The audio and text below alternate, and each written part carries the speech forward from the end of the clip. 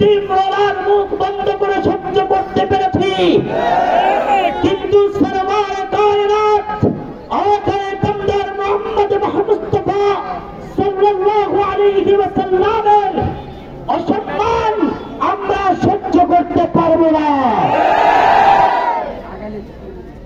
মোদী সরকারকে বলে দিতে চাই, মোদী সরকারকে বলে দিতে চাই, এদেশের ছোট্ট ছোট্ট ছাত্র জনতারা যেরকম ভাবে হাতে কোনো প্রাচীন রকেট লঞ্চার ছাড়া, কোন অগ্নিয়াস্ত্র ছাড়া শুধুমাত্র ইট পাটকেল দিয়ে দিদিকে বিদায় করেছে, এদেশের সেই তরুণ উদ্যমী যুবকদেরকে নিয়ে মুসলমান তাওহীদি জনতারাও ভারত থেকে দাদাকেও বিদায় করতে জানে।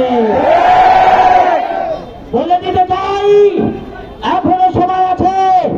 পয়গম্বরের বিরুদ্ধে যেই জীবন আলোচনা করেছে, পয়গম্বরের মান সম্মান নিয়ে যেই জবান কথা বলেছে, এখনো সময় আছে। তাকে সর্বোচ্চ শাস্তি ফাঁসির কাষ্ঠে ঝুলিয়ে মৃত্যুদণ্ডে দণ্ডিত করুন, অন্যথায় বিশ্বের মানচিত্রে ভারত নামক জায়গার নাম থাকবে না। শুনে রাখুন, আমরা বলতে চাই, পয়গম্বর সাল্লাল্লাহু আলাইহি ওয়াসাল্লাম এর মান শান আর সম্মান সবার উপরে উন্নীত। বিশ্বের কোন পার্লামেন্ট হয় নাই, বরং এটা আরশে মুআল্লা থেকে আল্লাহ তাআলা উন্নীত করেছেন। আল্লাহ বলেছেন যে শোনো পয়গম্বর, ওয়া রাফা'না লাকা যিকরাক, সারা দুনিয়ার সবার চাইতে সম্মান আপনার বেশি। আকাশ চুম্বি সম্মানকে, ইজ্জতকে কেউ যদি মাটির সঙ্গে মিশিয়ে দিতে চায়, আমরা তাওহীদি জনতা তাদের সোজা পায়ে হাঁটতে দিব না। তাওহীদি জনতা, আমার মুসলিম ভাইরা, মনে রাখবেন, ওই ভারতের কিছু প্রেতাত্মা আমাদের দেশেও আছে। মাঝে মাঝে তারাও জবান দারাজি করতে চায়। তাদেরকে বলতে চাই, তোমরাও সাবধান হয়ে থেকো, তোমরাও সাবধান হয়ে থেকো, তোমাদের ভবিষ্যৎ কিন্তু ভালো না। কেন? আবু জেহেলের আস্ফালন ছিল মক্কায়, কিন্তু বদরে আবু জেহেলের কবর রচনা হয়েছে। ঠিক তেমনি যদিও তোমাদের আস্ফালন দেখছি, তাওহীদি জনতার মুখোমুখি যখন হবে, তোমাদের কবর রচনা হবে। আমার আল্লাহ তাআলা ঘোষণা করেছেন, ইন্না কাফাইনাকাল মুস্তাহজিইন।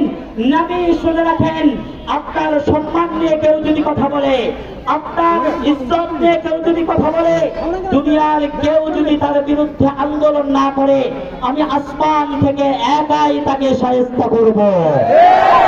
সম্মানিত ভাইরা আমার, এই জন্য বলতে চাই, আমরা এখানে ছাত্র জনতা যারা আছেন, যাত্রা সমন্বয়ক যারা আছেন, বৈষম্য বিরোধী আন্দোলনের অগ্রণী নেতা যারা আছেন, আপনাদেরকে সম্মানের সাথে জানাইতে চাই, আপনারা যেই সরকারকে অন্তর্বর্তীকালীন সরকারকে আপনারা গঠন করেছেন, এর মধ্যে একজন কি পররাষ্ট্রমন্ত্রী আছে না নাই?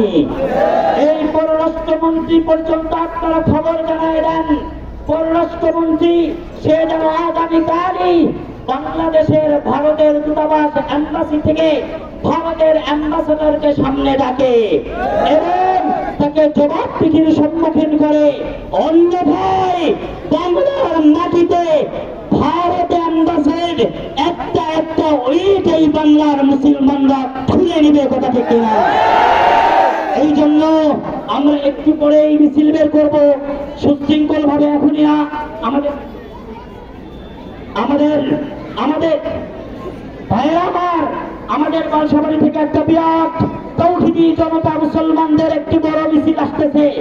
ওই মিছিলকে আমরা রিসিভ করেই আমরা পুরা উল্লাপাড়াকে জানান দিব, উল্লাপাড়াতেও মুহাম্মদ রাসূলের রূহানি সন্তানরা আছে।